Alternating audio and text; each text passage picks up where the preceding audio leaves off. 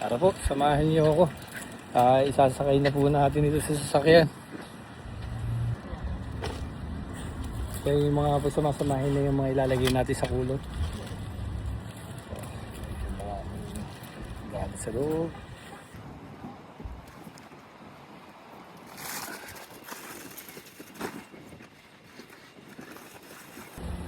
Ito po ang may katagalan dito. So paglalagay po nito sa sasakyan. Lagay po natin sa cooler yung mga eggs natin. Ito naman po mga tsokolate natin. Lagay natin sa kabilang cooler. Kasi po, mabilis po ito matunaw.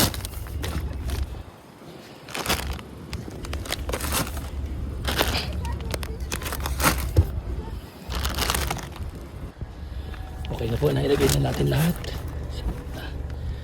Yung sa cooler. Yan, okay na po. Naiload na po natin lahat. Sa loob na po ng sasakyan yung iba. Hindi na po kasya.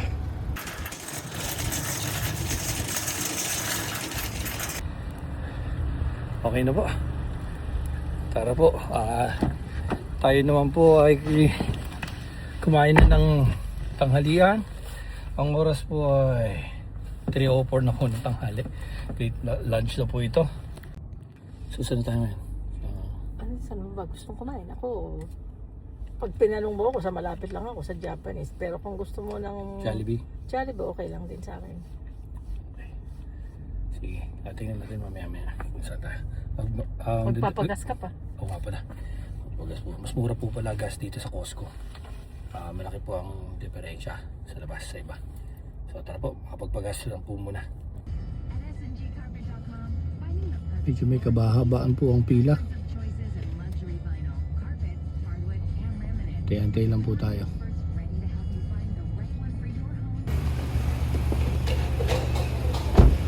Ang price ng gas po dito sa Costco ay 5.1 ang regular gasoline at ang premium gasoline ay $5.59.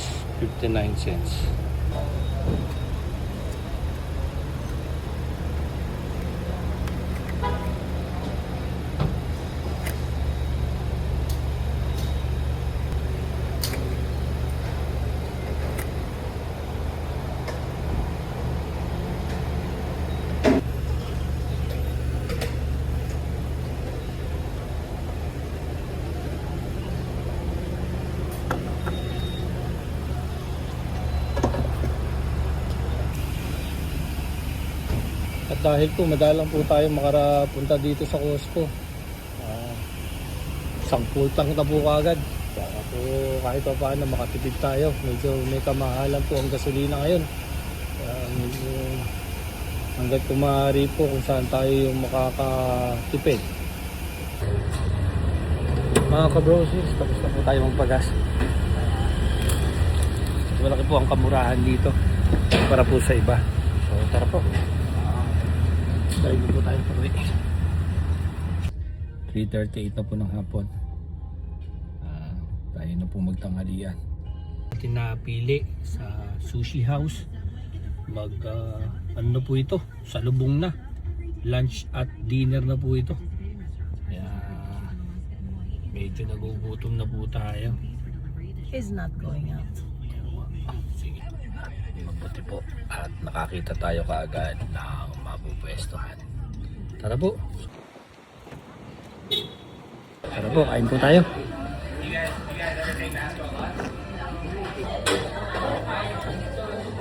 Medyo matagalan po tayo mga ka-bosses. Late lunch po ito. Mamaya late dinner din po tayo. Tara po, tapos na po tayo kumain. Tara po, at makauwi na.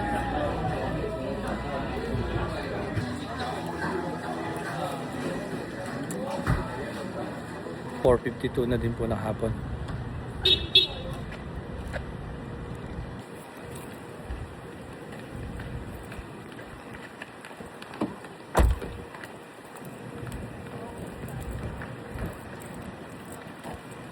Kalimutan ko po palang sabihin, baka po mapansin nyo kanina pa o kahapon pa na hindi nakikita sa video si Mrs. kasi isa po yun sa mga kahilingan niya na okay lang daw po na mag-vlog ako, pero hindi po siya makikita sa video.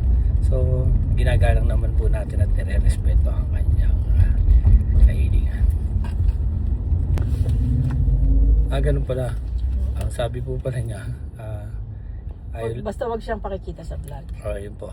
Sa kanya na po nanggaling hindi na po sa akin. So, yun lang po. Maraming salamat po sa inyo. Tuloy-tuloy lang po tayo. Sa ngayon mga ka-brosis, napapaisip na po ako kung ilang beses po kaya akong aakyat at bababa dun sa hagdanan namin. Medyo may kabigatan ito. Katulad na sinabi ko sa inyo kanina, makikita ko sa inyo to gamit ang maleta para mas maraming mailaman. Pag isang akyat, puno na kaagad yung dala ko. So yun po. Pwede ka pong mag-nap muna habang biyahe. Doon na ako magnanap sa akin. Okay. Tama, mabuti hindi natin nabutan na uwian sa Cusco. Anong oras ba usually ang traffic yun paghapon? Wala alas 2. Yung alas 5 yun. Alas 6. Yeah. Tama. Kaya sakto-sakto lang itong oras na uwi natin. Please like, share, and subscribe po para sa mga susunod pa po nating mga videos. Maraming salamat po. Have a blessed day.